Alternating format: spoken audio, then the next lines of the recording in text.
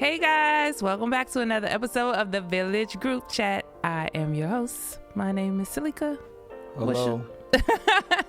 Mike's a little depressed. Yes, I am, because I actually had an opportunity to do the opening, then I was cut off by somebody. But I'm not holding any grudges or anything like that. I'm excited to be able to talk. Definitely holding a grudge. You're definitely holding a grudge.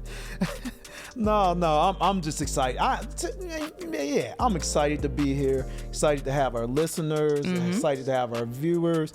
Really just appreciative of the opportunity to dialogue a little bit more about our families, our relationships, provide hope, encouragement, and practical tips as we navigate our family's journey. Now, we're going to do something a little different, because typically after our getting to know you segment, we'll say how they can connect with us.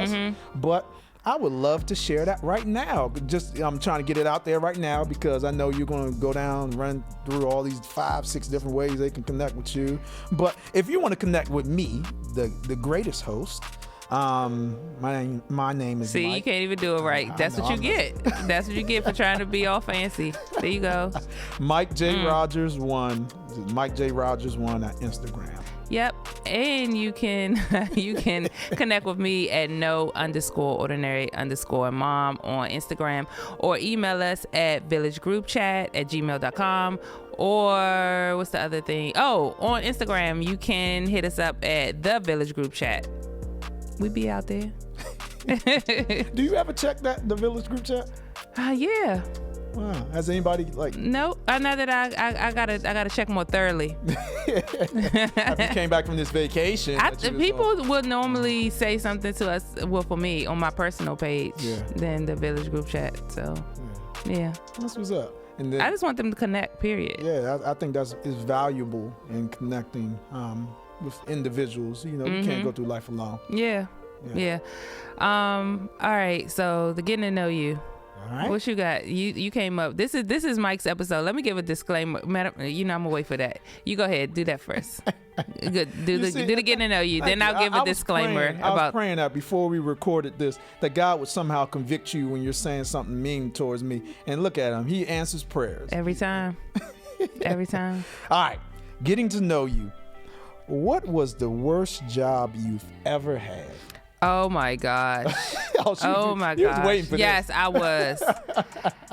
The Pentagon. I used to work at the Pentagon. It's the Pentagon Pass Office or Admission. I don't know what they call it now, but it was in order to come into the Pentagon. Okay. Anybody who's ever been there, it don't matter what. If you doing work there, like you could be an employee in the Pentagon, you could be a contractor, you could be somebody coming in to fix the plumbing. Like if you wanted to enter into the Pentagon, you had to come through the badge office. And so basically they had to come through. Yes. And so they would have to have credentials though to come in. But you had people that is just like a highly secure building. Yeah. So if you let the wrong person come up in there, that could change the world as we know it. The United States as a whole, if you let somebody. And then you would have people who were, let me say, the reason why it was the worst job ever, definitely because of the supervisor I had at the time. But what made it even worse was the pressure that you had to make sure everything was right. People had the clearances that they were allowed to have, making sure that nothing was fraudulent, making sure people had, because you had some people who didn't have like green cards, but they had like maybe visas. You had to make sure that everything was right. But the most scariest part was you depending on because you would have like a badge, whether it be temporary or whether it be a permanent badge. If you were allowed to carry weapons in the building, we were responsible for making sure that your badge said whether you are able to carry weapons or not. If you make a mistake like that, like it could cost you it could cause some major issues within the United States itself. So the pressure that came along with that job, like I used to have so much anxiety. I would go home trying to remember and make sure that did I do this right? Did I give the right clearance? Did I not? I ain't stay there for long because it was too much. My stomach used to be hurting, like going to work. And then you can't once your job is once your day is over, like you're still carrying that stuff with you. If you make a mistake, it really could cost it could cost you everything. And how long were you? I was there from, I think, maybe June, maybe May to it wasn't that long. It was right before, I stopped working there right before 9/11 happened. Wow. I literally stopped working there in the end of August. And 9/11, obviously September 11th was the wow, so there was the tragedy. There were people who are knew. still, yes. And I remember when everything happened, I was calling there to see my coworkers, like, what's going on. Of course, it was crazy. The phone lines and everything was down. But I was working, I stopped working there right before 9/11 happened. Wow. So even that probably, is God ordained. Yeah. But I just could not, it was so much pressure. Yeah. That was the worst job I've ever had. And I would never want to work in a job that I'm responsible for so much again. Yeah. And then, mind you, I was like 19. Yeah. I hadn't even, I was like 19 years old. So that's even more, like, that was like one of my first, like my second job ever. Wow. I hated it. It was not worth what I was getting paid. Wow. And sometimes for peace of mind, everything. Money don't cover everything. Everything. Gosh, man, you had people like lined up outside to enter into the Pentagon in the morning. Like inside they had like a lobby area. Wow. And so they would have to press a number, you get a queue and then you have to call the next person back. Like the MVA. It was wild. I'm going to apologize to your husband about asking that question, because I don't, even to your whole family, because I don't want to, it seems like I awoke something. Yeah, you opened a wound. I forgot about that part of my life. Wow. Well, the worst job I've ever worked for, it wasn't as as detailed oriented as that, but there was a store that I had worked for. I was in high school.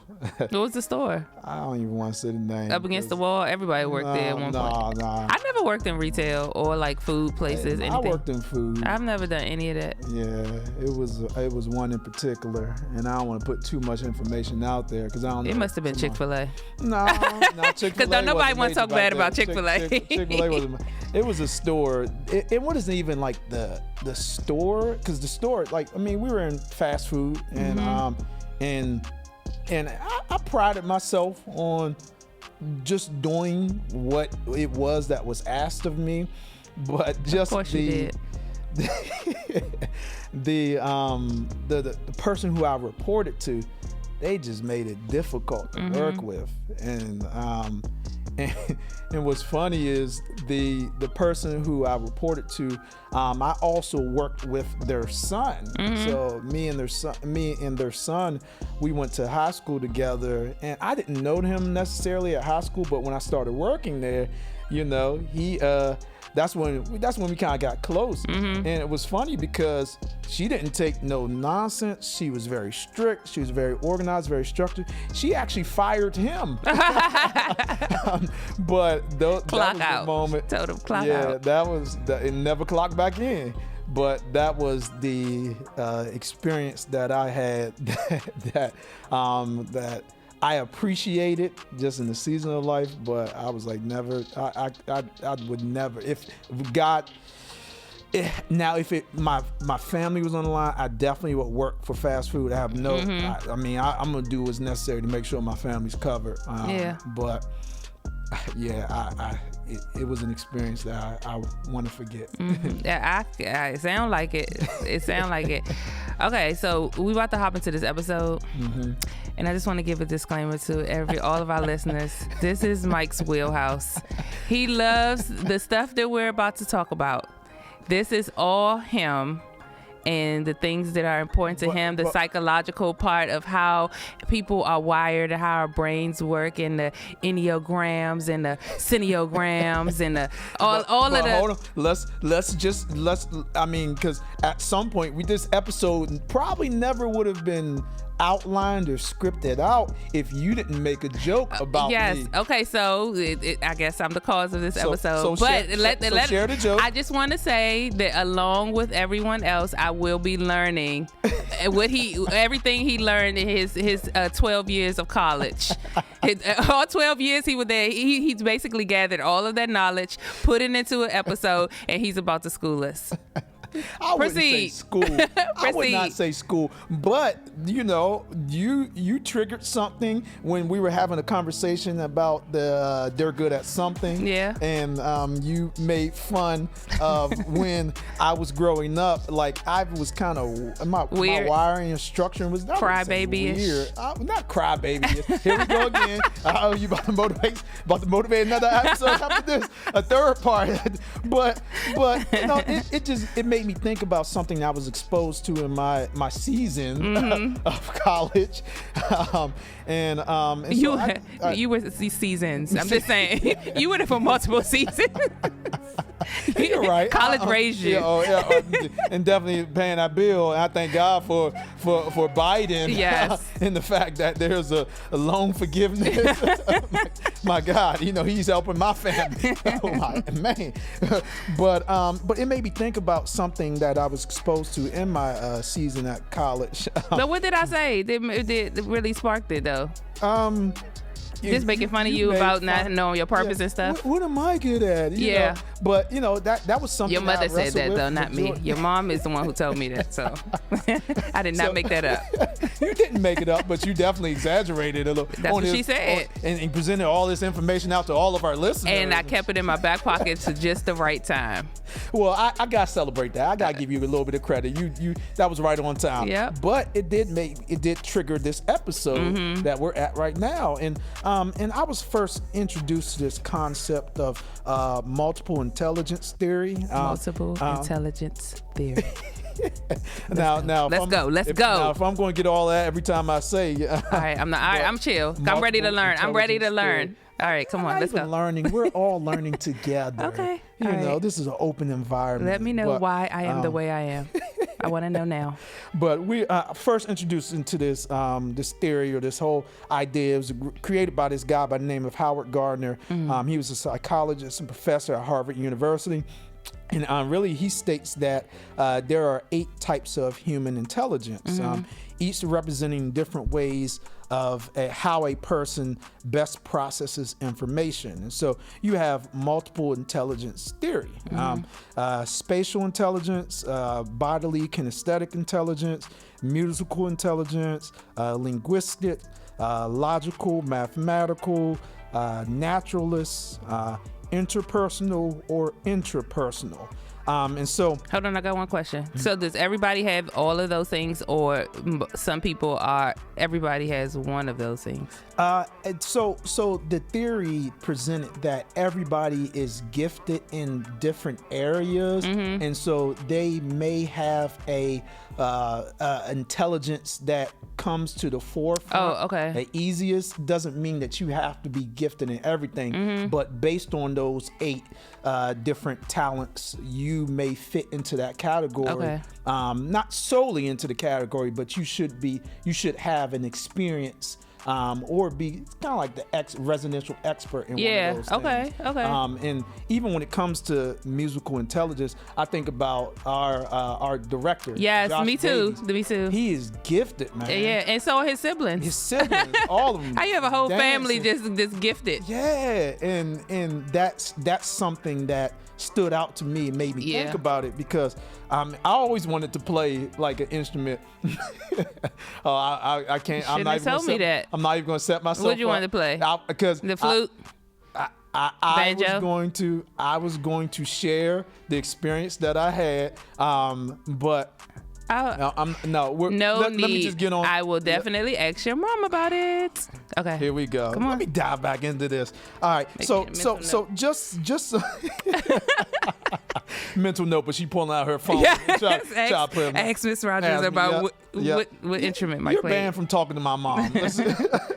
All right, but just some things to know as we explore this a little bit more into detail. How high you score in one category does not necessarily influence how you score in another.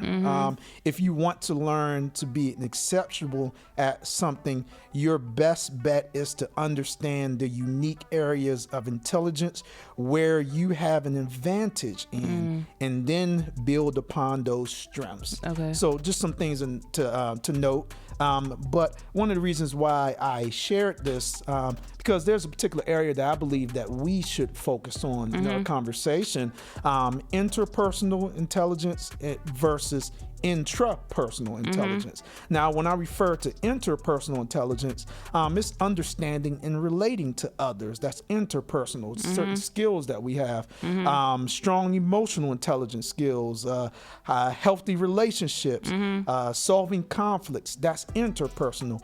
Now, intrapersonal is better understanding of yourself, introspection, self-reflection, understanding your own strengths, your weaknesses.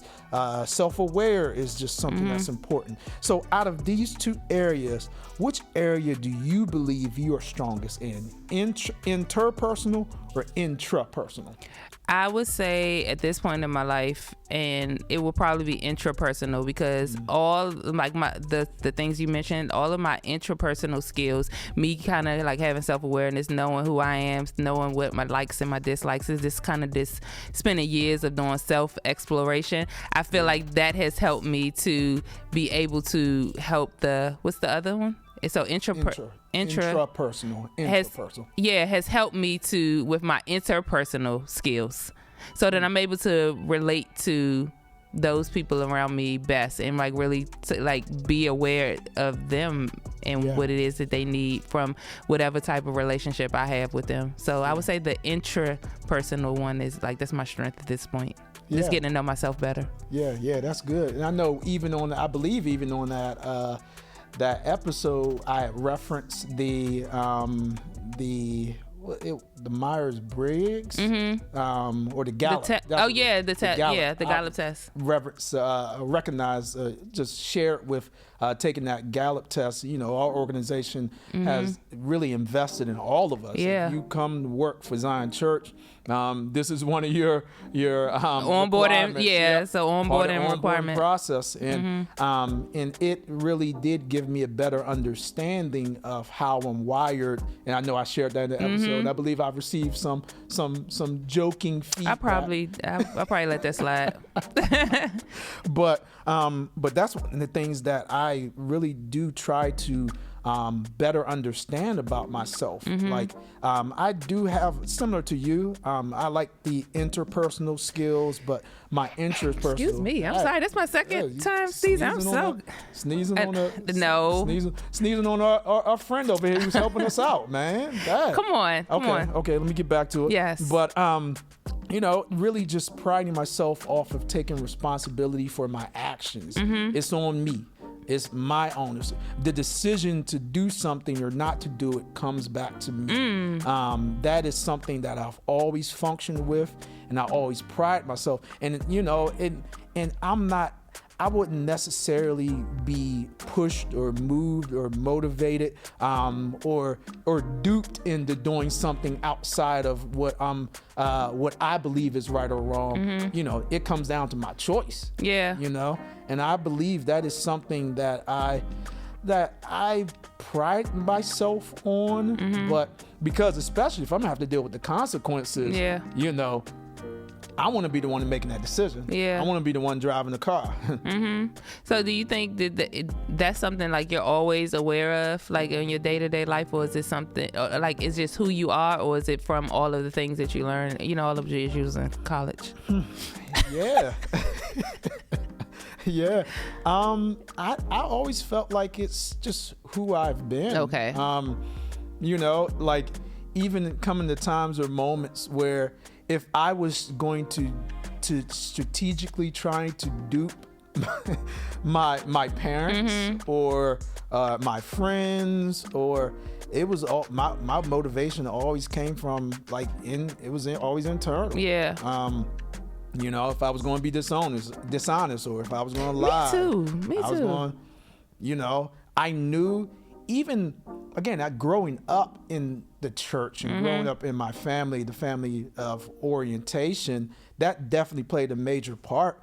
But there are even conversations now that I'm having with my parents, and I'm revealing to them, like, if I wanted to and I did go against y'all rules, it was my choice. Yeah. I covered them things. I did it, and they're surprised. And there was this conversation that we were having, and I shared something with my dad, and he, we got a family group chat going on, and he's like, "Do you know Michael did this?" And he put that out in the family group chat. I was like, and then some of my siblings knew about it, but they didn't know. But all of that came back to me. Yeah. It was on me. The onus is on me. My responsibility. My response is my responsibility. My actions are my responsibility. How do you think it plays a part in your family dynamic? Yeah. Meaning your immediate your wife, children. Yeah, not like your siblings. Yeah, my wife and my children. It helps me just functioning with a better understanding that I'm not going to place the blame on my wife. I'm not going to place the blame on my children's actions, even if they are going wild or going crazy. That at some point in time, they're trying to reevaluate, was there something that I did to influence their behavior? It helps me even in how I connect with my children, because and this is some help that you, through conversation, spanking ain't the answer. Yeah. Let me, even if it does require a form of physical punishment, let's dive down a little deeper. For real. Let's have a richer conversation. Let me explore. Let me ask certain questions that will get them motivated to think. Now, is this the result that has occurred or happened to me? What was my part to play in this? And so that really has helped with my parenting and my interactions with my children. Yeah, that's really, really good, Mike. And I think that it helps in that it's that level of accountability. Yeah. Because even if if you have any type of discord or anything, anything you gotta kind of deal with in your, especially parenting, and with your spouse or whatever, if you having any type of miscommunications, misunderstandings, if you really will take the time just to only own your part, not to say that you are completely wrong, if you really just take time to think about it, that could change everything. That could really change the outcome of your relationship, of that encounter that you're having, just the behavior moving forward. How did I contribute to this? Could I have reacted differently? Yep. Could this be maybe a habit that I have that is showing up now in my kids? Yeah. Now they doing the same thing. Just take time to really just do the work inside to figure out what is your contribution to the problem. Yeah, because we all have blind spots. And being able, we're really giving the people who are closest to us permission to share certain areas that are potential blind spots. And not be defensive, because I think that's naturally nobody want to hear that you're doing the wrong thing. Nobody wants to hear. But it's it's a level of maturity that you have to just be dang, what? All right, let me just replay this real quick. What could I have done differently, or what am I doing on a regular basis that is causing just this? Where's the what do they call it? Where the drop off? What are we missing? Maybe I'm not seeing something that you guys are seeing. Yeah. And I actually did that recently. It was a few weeks ago. I reached out to my siblings, then some of my best friends, just to get an idea or a perspective, because I'm you know, I'm not exposed to what it is they are viewing or how they are viewing me. And so I was curious. There was a statement that was made that that I didn't necessarily take offense to. Let me see if there's some validity to it. And so I asked them, genuinely asked them, put it inside of a text message, sent it over to a couple different groups. And it was cool to be able to gain some greater insight into how I'm wired and some of my actions, and hear from people who are close to me, who know me the most, and how they view you. Because you don't have to care about every.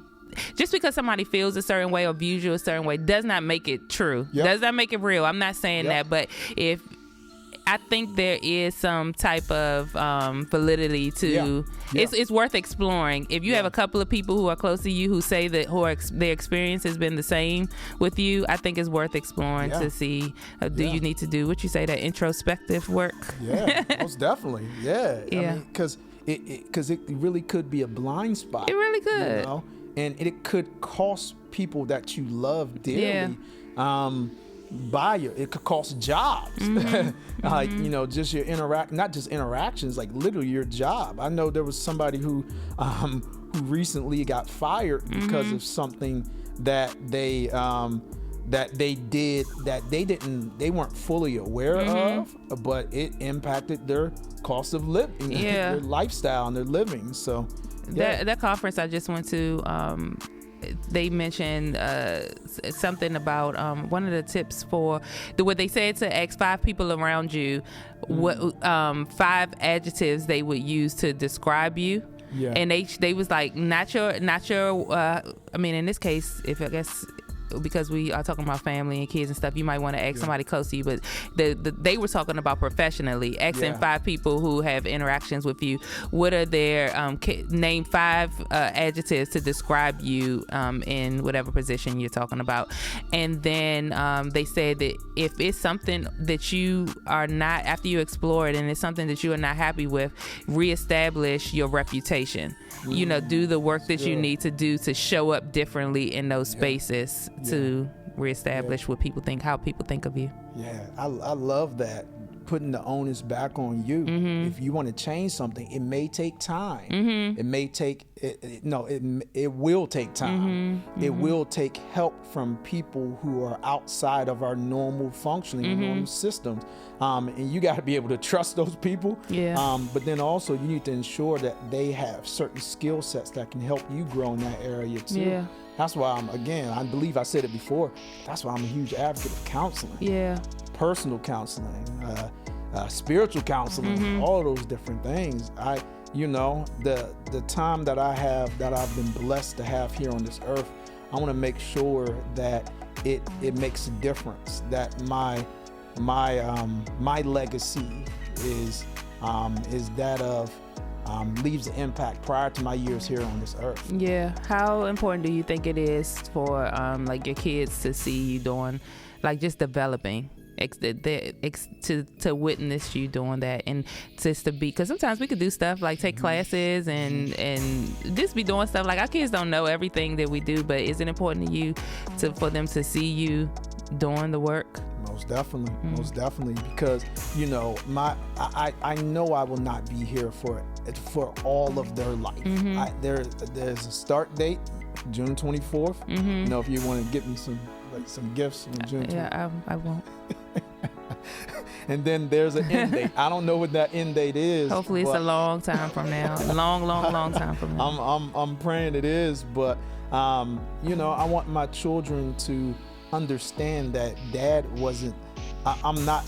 I wasn't just dad. I didn't just bring them into the world. I was their father. I was able to. I invested into their lives. And one of the good practices that I believe my wife and I are faithful in doing is just being present at that moment right before they go to bed, when they're in the bed praying together, but then even just asking some thought-provoking questions. How was your day? And cutting the TV off at dinner time. You know, those are valuable moments that at times we don't take advantage of just because of a busyness in our schedule. Yeah, I pray that my children are always committed to evolving. When they see me or think about their experience with me, I pray that they are committed to evolving and self-development, and like you said, the accountability, and just I just want them to always just constantly be growing, not waste their time here on earth. Yeah. It's not, and finding their purpose. Like I just want them. I don't want them floating around as adults, just kind of like trying to figure it out. Yeah, just lost. No, these moments, this season of life while you're children, while you're in your teenage the years, even in your latter years of your teenage years, like. Invest into discovering why you've been placed here on this earth. Ultimately, why am I existing? What does God want me to do? What skill sets do I bring to this table? And be confident in those skill sets. Continue to develop and be motivated to learn and read and study. But I just want to make sure that they know that they're valuable to us. They're loved by us, and feel motivated to continue. Yeah, but I think as we model that, they'll get it. They'll catch on. I mean, because we can't be preaching that and we're not doing it ourselves, and we're not dedicated to just getting better. So it's important that they see that. Yeah. So even though you was very sarcastic, and saying all these different things about this episode, I know it wasn't as bad as I thought it was going to be. Wow. It wasn't as bad. I learned some things. Look at that. And I know that this is stuff that you're passionate about, so it's all good. Yeah. So what motivated our listeners? What could you share with them to motivate? I would just what I just said. Stay committed to personal growth.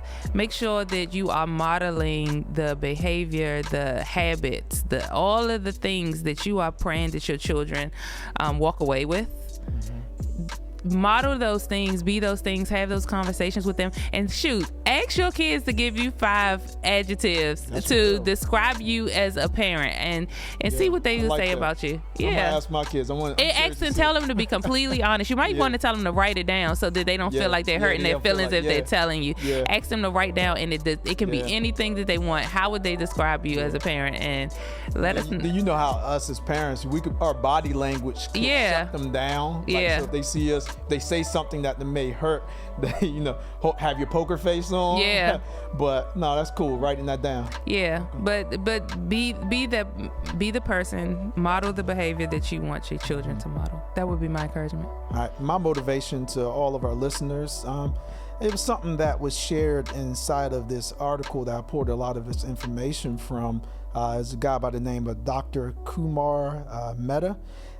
He left a statement, or he said a statement, and I just quoted that, and I'm gonna try to put this up on my phone and put it in different places. But he said, when we gain a deeper understanding of our natural talents, we have better chance of figuring out how to achieve goals in both our personal and professional lives. When we gain a deeper understanding of our natural talents, we have a better chance of figuring out how to achieve goals in both our personal and professional lives.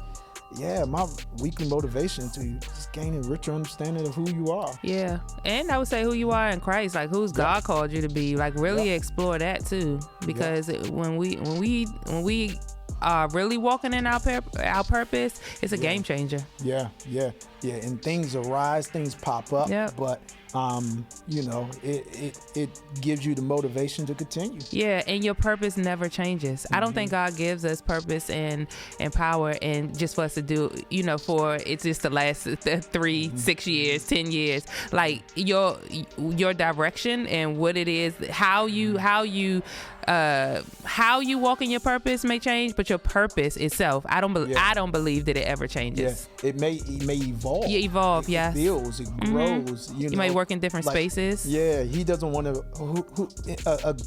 A stewardship principle is, why would they give you something that's just going to be wasted? Yeah.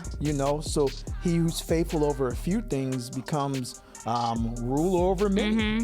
He's allowed to give you access to more of why he's purposed you here on this earth. Yeah. So that's my encouragement. That's my motivation. Thanks, Mike, for all of the education. You know, if this whole ministry thing doesn't work out, you know, you might want to be a teacher. Nah, I had a practicum, and I just realized that's not for me. Yeah. Well, I'd celebrate all of our teachers. Yeah. This has been a great episode.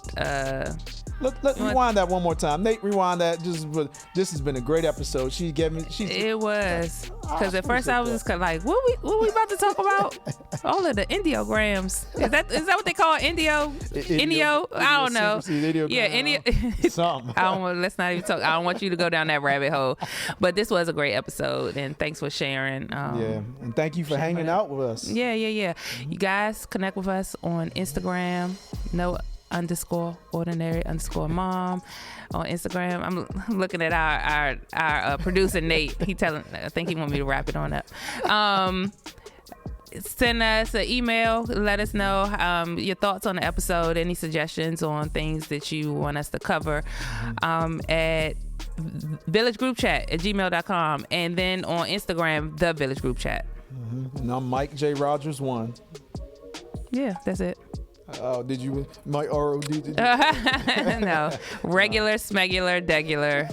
We'll connect with y'all next week. Definitely. It's a great episode. Take care. Bye, guys.